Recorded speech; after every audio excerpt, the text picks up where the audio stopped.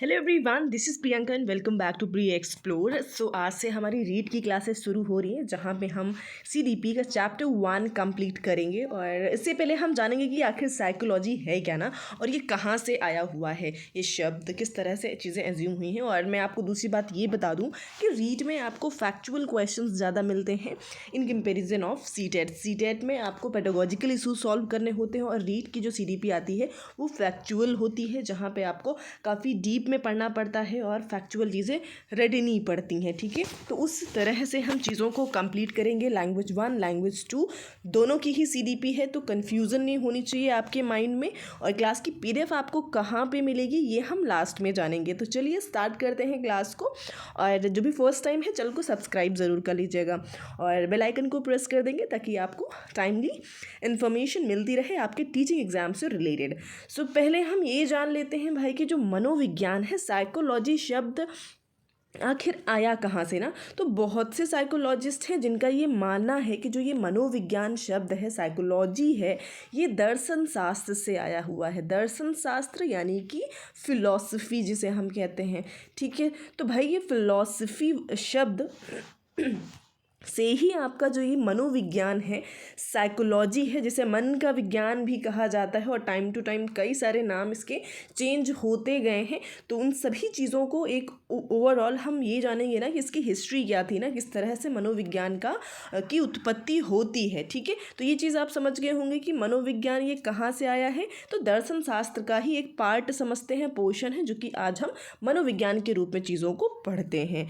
सो कुछ डेफिनेशन जो कि मनोविज्ञान से रिलेटेड हैं। और तो चलिए समझते हैं कौन सी डेफिनेशन से। भाई वॉटसन है, इन्होंने 2 डेफिनेशन दी है। पहला कहते हैं कि मनोविज्ञान जो है साइकोलॉजी व्यवहार का शुद्ध विज्ञान है। जो भी व्यवहार इंसान करता है उसका एक, अगर हम कहते हैं ना कि ओवरऑल जो ऑब्जर्वेशन के बेसिस पे एक नाम दे दिया गया, सब्जेक्ट बना दिया गया, उसे मनोविज्ञान कहते हैं। और साथ में ये भी कहते हैं ना कि बच्चा, आप कोई भी न्यू बॉर्न बेबी दे दीजिए, ठीक है, आप मुझे कोई भी न्यू बॉर्न बेबी दे दीजिए और मैं जैसा चाहता हूँ मैं उसको वैसा बना सकता हूँ। आप चाहो तो मैं उसे डॉक्टर बना सकता हूँ, आप चाहो मैं उसे वकील बना सकता हूँ। ठीक है, तो इस तरह से ये डेफिनेशन वॉटसन की थी। और वुडवर्थ क्या कहते हैं भाई कि मनोविज्ञान ने सर्वप्रथम अपनी आत्मा का त्याग किया, फिर मन का त्याग किया, फिर चेतना का त्याग किया, और आज मनोविज्ञान व्यवहार के विधि के स्वरूप को स्वीकार करता है। तो इस तरह से ये 3 डेफिनेशंस काफ़ी इम्पॉर्टेंट हैं, इनको आप समझते हुए चलेंगे। नेक्स्ट आते हैं भाई, नेक्स्ट की तरफ चलेंगे। तो यहाँ से लाइक साइकोलॉजी से रिलेटेड एक और टर्म है जिसे हम एजुकेशनल साइकोलॉजी कहते हैं, शिक्षा मनोविज्ञान कहेंगे। अब ये शिक्षा मनोविज्ञान क्या है? तो भाई शिक्षा संबंधी मनोविज्ञान, शिक्षा से संबंधित साइकोलॉजी जो होती है ना, अर्थात यह शिक्षा की प्रक्रिया में मानव व्यवहार का अध्ययन करने वाला विज्ञान है। ठीक है, शिक्षा की प्रक्रिया में यानी कि स्टडीज़ करते हुए जो मानव का व्यवहार है, बिहेवियर है, उसका अध्ययन करना, उसका स्टडी करना ही क्या कहलाता है भाई आपका? तो एजुकेशनल साइकोलॉजी कहलाता है। भाई शिक्षा मनोविज्ञान के अर्थ का विश्लेषण करने के लिए स्किनर ने निम्नलिखित तथ्य प्रस्तुत किए हुए हैं। उन्होंने कहा कि शिक्षा मनोविज्ञान का जो केंद्र है वो मानव का ही व्यवहार है। उसमें जो आपको मिलता है पढ़ने को वो ह्यूमन बिहेवियर ही आप वहाँ पे समझते हो कि किस तरह से लोग व्यवहार करते हैं। शिक्षा मनोविज्ञान खोज और निरीक्षण, ऑब्जर्वेशन से प्राप्त तथ्यों का एक संग्रह है, कलेक्शन है। शिक्षा मनोविज्ञान शिक्षा की समस्याओं के समाधान के लिए पद्धतियों का भी प्रतिपादन करता है। तो ये कुछ कॉन्सेप्ट जो कि शिक्षा मनोविज्ञान एजुकेशनल साइकोलॉजी से संबंधित है। आई होप आप समझ पाए होंगे। अभी हम समझते हैं जो भाई शिक्षा मनोविज्ञान है, इसके बारे में क्या डेफिनेशन स्किनर ने और क्रो एंड क्रो ने दिया है, साथ में वॉटसन की भी है। वॉटसन कहते हैं कि भाई मनोविज्ञान व्यवहार का एक शुद्ध विज्ञान है। ठीक है, psychology is the pure science of behaviour, इसे हम इस तरह से कह सकते हैं वॉटसन की भाषा में। अब स्किनर क्या कहते हैं कि शिक्षा मनोविज्ञान के अंतर्गत शिक्षा से संबंधित संपूर्ण व्यवहार और व्यक्तित्व आ जाते हैं। जो पर्सनैलिटीज़ होती है ना और होल बिहेवियर किसी का भी हो, वो सारी ही चीज़ें आपकी शिक्षा मनोविज्ञान में आ जाएंगी। क्रो एंड क्रो का मानना है कि व्यक्ति के जन्म से वृद्धावस्था तक सिखाने के अनुभवों का वर्णन और व्याख्या करता है हमारा शिक्षा मनोविज्ञान। ठीक है भाई, सो अगली चीज़ें कुछ जो है मनोविज्ञान के अर्थ में परिवर्तन, यानी कि जैसे जैसे हमारी सेंचुरीज बीतती गई, सबसे पहली बार जो अरस्तु, प्लेटो और डेकार्ते थे, जो कि ग्रीक साइकोलॉजिस्ट हैं, इन्होंने कहा कि जो मनोविज्ञान है, साइकोलॉजी है, वो क्या है, वो आत्मा का विज्ञान है। ये आपसे क्वेश्चंस बनते हैं ना कि सबसे पहले जो अरस्तु थे, प्लेटो थे, इन्होंने क्या कहा साइकोलॉजी को, तो इन्होंने कहा था कि साइकोलॉजी क्या है भाई, आत्मा का विज्ञान है, साइंस ऑफ सोल है। किसने कहा था, अरस्तु, प्लेटो, डेकार्ते, जो कि ग्रीक से बिलोंग करते हैं, यूनान के दार्शनिक थे, यानी कि फिलोसफर्स थे, इनका ये मानना हुआ। लेकिन ये चीज़ बहुत ज़्यादा टाइम तक चली नहीं लोगों ने, क्योंकि आत्मा का कोई स्वरूप नहीं होता है ना, आत्मा को कोई देख नहीं सकता है, वो सिर्फ बातों में है, चीज़ें स्पष्ट नहीं हो पाई, अस्पष्ट है, जिस वजह से ये आगे ज़्यादा मान्य नहीं हो पाया ना। तो सबसे पहली बार आत्मा का विज्ञान प्लेटो और डेकार्ते, अरस्तु ने बोला। फिर किसी साइकोलॉजिस्ट आते हैं कुछ, जैसे कि पोम्पोलॉजी, जो कि सबसे ज़्यादा फेमस थे। उनका मानना था कि जो साइकोलॉजी है वो मस्तिष्क का विज्ञान है, साइंस ऑफ द माइंड। किसका विज्ञान है भाई, माइंड का, मस्तिष्क का विज्ञान है। लेकिन ये भी चीज़ें जो है ना ज़्यादा वक्त तक चली नहीं, और फिर इसको भी निराधार मानते हुए एक तरह से आगे बढ़ गए, और ये भी मान्यता ज़्यादा इस परिभाषा को भी नहीं मिल सकी, जिसको किसने शुरू किया था, एक फिलोसोफर थे, पोम्पोलॉजी। ठीक है, मेन यही थे, और भी साथ में होते हैं। फिर दूसरी एक एजम्पशन आया, जो कि भाई विलियम वुंट और विलियम जेम्स, ये सारे ही साइकोलॉजिस्ट थे। कौन कौन थे, विलियम वुंट, विलियम जेम्स, और इनका मानना था कि जो साइकोलॉजी है वो साइंस ऑफ कॉन्शियसनेस है, चेतना का विज्ञान है। क्या है भाई, चेतना का विज्ञान है। पर क्या हुआ कि जैसे कि मनुष्य की चेतना क्रियाओं का अध्ययन लाइक इसमें किया जाता है कि इंसान का कितने तरह के कॉन्शियसनेस होता है, किस तरह से कॉन्शियसनेस काम करता है ना, अपने वो चेतना में रहेगा और क्या चीज़ें होती है ना। लेकिन जैसे कि मनोविज्ञान केवल चेतन मन का ही नहीं, बल्कि अचेतन और अवचेतन आदि प्रक्रियाओं का भी अध्ययन करता है ना भाई। साइकोलॉजी में सिर्फ चेतना के बारे में तो नहीं बताते भाई, हमारी अवचेतना में क्या रहा, हमारे अचेतन मन में क्या है, इन सब चीज़ के बारे में भी स्टडी आपका साइकोलॉजी में ही हम करते हैं।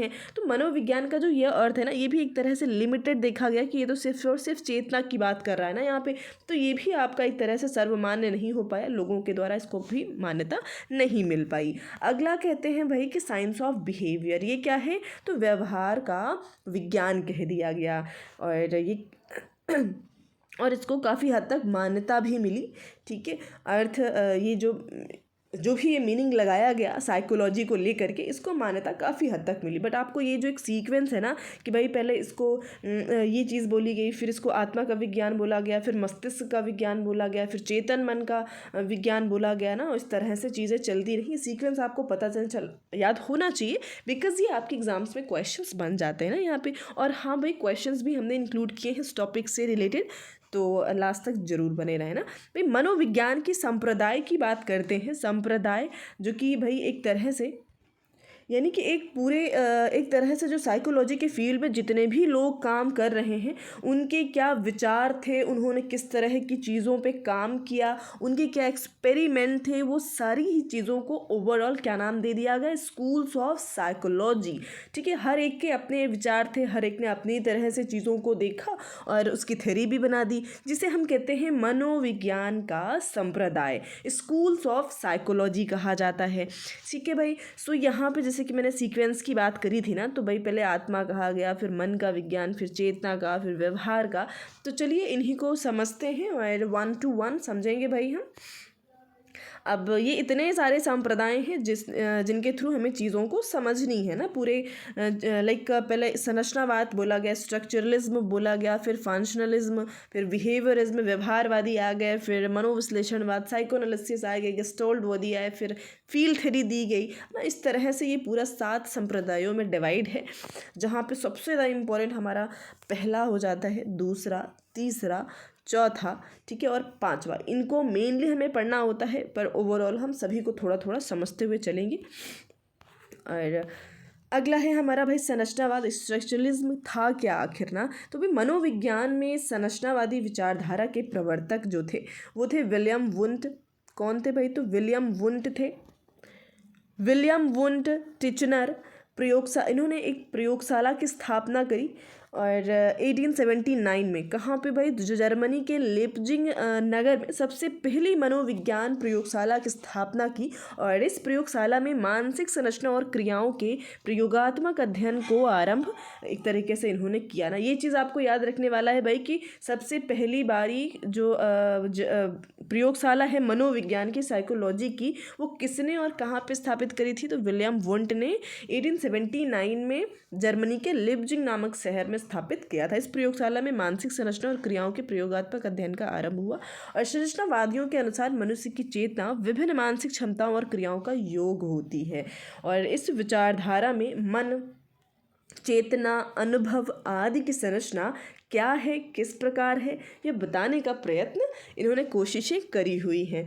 ठीक है, तो इस तरह से ये संरचनावादी थे, जो कि उनका ऐसे विचारधाराएं थी और इन चीज़ों पे वो काम कर रहे थे ना, किस पे, मन, चेतना और अनुभव पे। अगला हो जाता है फंक्शनलिज्म। भाई प्रकार्यवाद क्या था? इस विचारधारा का जो विकास है अमेरिका में 1842 to 1910 में हुआ था। इसका विकास संरचनावादी संप्रदाय की प्रतिक्रिया स्वरूप हुआ था, यानी कि संरचनावादी के बाद ही आपका ये आया ना, जब नीड महसूस हुई कुछ और चेंजेस की ज़रूरत है, तो हर एक पीढ़ी दर पीढ़ी चीज़ें बदलती रहीं और कुछ नया कॉन्सेप्ट हमें देखने को मिलता रहा ना। इस विचारधारा का डार्विन के विकासवादी, भाई डार्विन और लेमार्कवाद आपने पढ़ा ही है, किस तरह से उन्होंने चीज़ें एक्सप्लेन करी हुई है ना। तो डार्विन के विकासवादी सिद्धांत का प्रभाव है। प्रकार्यवाद को वास्तविक स्वरूप जॉन डीवी और रोनाल्ड एंजिल ने दिया था। यह विचारधारा मन की शक्तियों का गत्यात्मकता पर बल देती है एक तरीके से। अगला आता है भाई हमारा व्यवहारवाद, बिहेवियरिस्ट, जो ज़्यादा से ज़्यादातर इस चीज़ पे फोकस करते हैं ना कि व्यवहार कैसे विकसित किए जा सकते हैं ना, किसी भी चीज़ में, किसी भी जानवर हो, इंसान हो, हर एक स्पीसीज़ की बात करी जाती है। भाई 20वीं शताब्दी के आरंभ में संरचनावाद और प्रकार्यवाद का विरोध होने के कारण व्यवहारवादी की स्थापना हुई।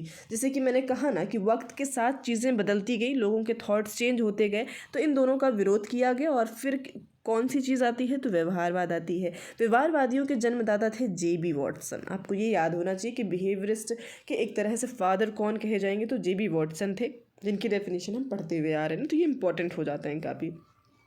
इस वाद का क्षेत्र व्यवहार का अध्ययन करता है, यानी कि यहाँ पे बिहेवियर को बहुत ध्यान दिया गया है। इनके अनुसार प्राणी को समझने के लिए उसके शारीरिक कार्य, इंद्रियों और चेष्टाएं एवं बाहरी क्रियाओं को देखना समझना चाहिए हमें। मानव के संपूर्ण व्यक्तित्व की जांच उसके व्यवहार और क्रियाओं से ही होता है। प्रमुख व्यवहारवादी मनोवैज्ञानिकों में मैक्स मेयर, हल, टॉलमैन और बी.एफ. स्किनर आदि थे। ठीक है, ये भी इसी से संबंधित थे। हल थे, टॉलमैन थे, बी.एफ. स्किनर थे, जिनके बिहेवियर पे ही इन्होंने काम किया हुआ है, पर फादर जे.बी. वॉटसन थे। तो ये काफ़ी इंपॉर्टेंट है, बिहेवियरिस्ट। फिर आते हैं मनोविश्लेषणवाद, जिससे सिर्फ और सिर्फ सिगमंड फ्रॉयड संबंधित हैं। ठीक है, सिगमंड फ्रॉयड ने इस पे काम किया हुआ है। मनोविश्लेषणवाद के प्रवर्तक वियना के सिगमंड फ्रॉयड थे और यह संप्रदाय विशेष रूप से अज्ञात मन की चेष्टाओं का अध्ययन करता है।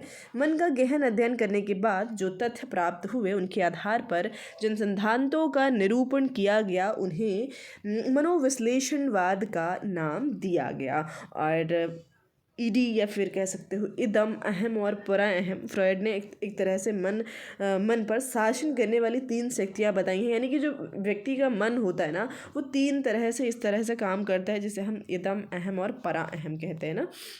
तो इनको हम डिटेल में जानेंगे आगे। फिलहाल यहाँ पे ऊपर इन संप्रदायों को हम समझ लेते हैं कि किस तरह से लोगों ने किन चीज़ों पे काम किया ना। टाइम के साथ में वक्त बदलता गया, चीज़ें बदलती गई ना, थ्योरीज बदलती गई और लोगों ने अलग अलग तरह से अपना थ्योरी प्रस्तुत किया। अब समग्रवाद की बात करेंगे या फिर गेस्टाल्टवादी कह लीजिए, तो ये भी काफ़ी इंपॉर्टेंट हो जाते हैं, क्योंकि इन्होंने ना थोड़ा बुद्धि का इस्तेमाल पे ज़्यादा फोकस किया है, किस तरह से अचानक से चीज़ें हो जाती हैं ना।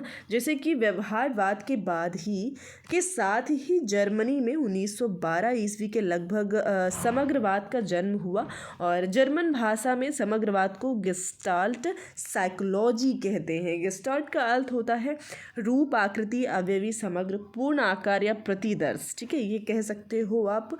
शिक्षा शास्त्री एवं मनोवैज्ञानिक शब्दावली में इसे समग्राकृति भी कहा जाता है। फॉर एग्जाम्पल, किसी व्यक्ति की मुखाकृति में विभिन्न अवयव जैसे कि आँख, नाक, कान आदि को मिलाकर देखने से उसके पूरे चेहरे का बोध हो जाता है। इसी प्रकार मनुष्य में शरीर के विभिन्न अंगों को अलग अलग करने ना करके एक साथ मिलाकर जो आकृति, रूप या प्रतिदर्श मिले उसे मनुष्य कहा जाता है। ठीक है भाई, तो इस तरह से चीज़ें हुई और इससे जो संबंधित थे इस संप्रदाय से वो थे भाई वर्देमर, कोफका, कोहलर। ये काफ़ी ज़्यादा इंपॉर्टेंट है, जो कि लर्निंग थेरीज जब हम पढ़ेंगे ना तो वहाँ पे डिटेल में जानेंगे कि इस तरह से इन्होंने काम किया है और क्या चीज़ें हमें बताई हुई हैं। पर इंपॉर्टेंट मान के चलते हैं। फील्ड थेरी, क्षेत्र सिद्धांत किसे कहते हैं, तो इससे संबंधित है कर्ट लेविन। और इन्होंने भी काफ़ी चीज़ करी हुई हैं, जैसे कि मनोविज्ञान में इनकी 2 बुक्स हैं, principle of topological psychology and conceptual represents and measurement of psychological forces. इनकी 2 बुक हैं, काफ़ी ज़्यादा फेमस हैं, तो ये आपको थोड़ा सा इस पे फोकस करने वाला है। बाकी इन्हें डिटेल में हम आगे चल के जानेंगे लर्निंग थेरीज में। अगला और लास्ट रहेगा प्रयोजनवाद। ठीक है, और जो मैकडूगल हैं वो इस थेरी से संबंधित हो जाते हैं, जिनको हम आवश्यकता का सिद्धांत, यानी कि जहाँ पे हम मनुष्य की जो आवश्यकताएं होती हैं ना उनसे रिलेटेड जब थेरीज पढ़ते हैं, मोटिवेशन भी कह सकते हो आप, वहीं पे इनको हम डिटेल में जानेंगे ना भाई। प्रयोजनवाद के प्रेरकीवाद के नाम से भी इन्हें जाना जाता है। मनोविज्ञान में इस विचारधारा के जनक इंग्लैंड के विलियम मैकडूगल हैं। हार्मिक ग्रीक शब्द हाम से बना है, जिसका अर्थ है प्रेरक। ठीक है, प्रेरक। अतः जो मनोविज्ञान प्रेरणा, प्रेरक, प्रयोजन को मनोविज्ञान का महत्वपूर्ण अंग मानते थे, उन्हें एक तरीके से उन्होंने अपनी जो थ्योरी में ओवरऑल वही अभिप्रेरणा, जैसे कि मैंने बताया ना कि अभिप्रेरणा यानी कि मोटिवेशन से रिलेटेड थ्योरीज़ के बारे में इन्होंने बात करी है। वहीं पे आपका ये प्रेरण, प्रेरक और ये प्रयोजन, ये सारी चीज़ें इस्तेमाल होती हैं, तो उसको हम वहाँ पे डिटेल में समझेंगे। फ़िलहाल आप ये समझ गए होंगे कि प्रयोजनवाद में से संबंधित मैकडूगल हैं और इन्होंने काम किस पे किया है, तो जो भी चीज़ें होती हैं इस तरह से उस पे ना आप कुछ क्वेश्चन जो कि इस थ्योरी से रिलेटेड हैं, जो हमने अभी अभी पढ़ी है, जस्ट इसके आंसर्स जल्दी जल्दी कर लेंगे ना। जैसे कि पहला है कि मनोविज्ञान की उत्पत्ति डैश से मानी जाती है ना, किस चीज़ से मानी जाती है, समाजशास्त्र से, दर्शन शास्त्र से, परिस्थितिक विज्ञान से या फिर जूलॉजी से ना। तो भाई अभी अभी मैंने शुरुआत में ही बताया था कि फ़िलॉसफी से ही अलग हुआ एक छोटा सा पोर्शन, जिसे हम क्या कहते हैं, मनोविज्ञान, साइकोलॉजी कहते हैं। अगला है भाई हमारा कि किसने कहा कि मनोविज्ञान का भूतकाल अत्यंत लंबा है परंतु इसका इतिहास काफ़ी छोटा है।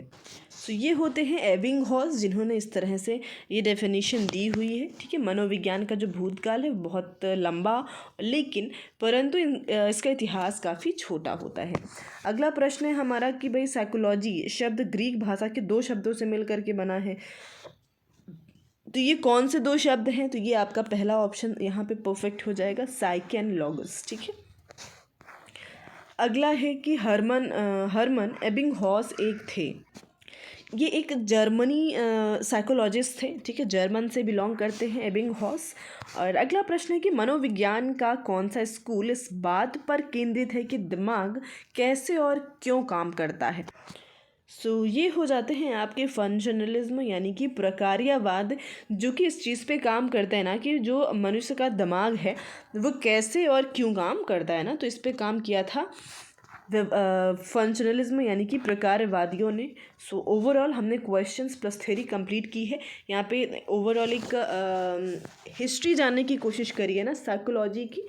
और आपको वीडियो अगर थोड़ी सी भी हेल्पफुल लगती है तो चैनल को सब्सक्राइब ज़रूर करिएगा और शेयर भी कर देंगे, प्लस बेल आइकन को प्रेस कर दीजिएगा ताकि आपको टाइमली चीज़ें पता चलती रहें। पीडीएफ्स के लिए आप जुड़ सकते हैं हमारे टेलीग्राम चैनल से, जो कि प्री एक्सप्लोर है, और नीचे ही आपको लिंक मिल जाएगा डिस्क्रिप्शन में, वहाँ से जा करके आप ज़रूर ज्वाइन कर लीजिएगा। सभी क्लासेस की पीडीएफ और जितनी भी अपडेट्स हैं आपको यहीं पर प्रोवाइड कराई जाती हैं। सो आज के लिए इतना ही रखते हैं, मिलते हैं नेक्स्ट सेशन में। So thank you so much everyone.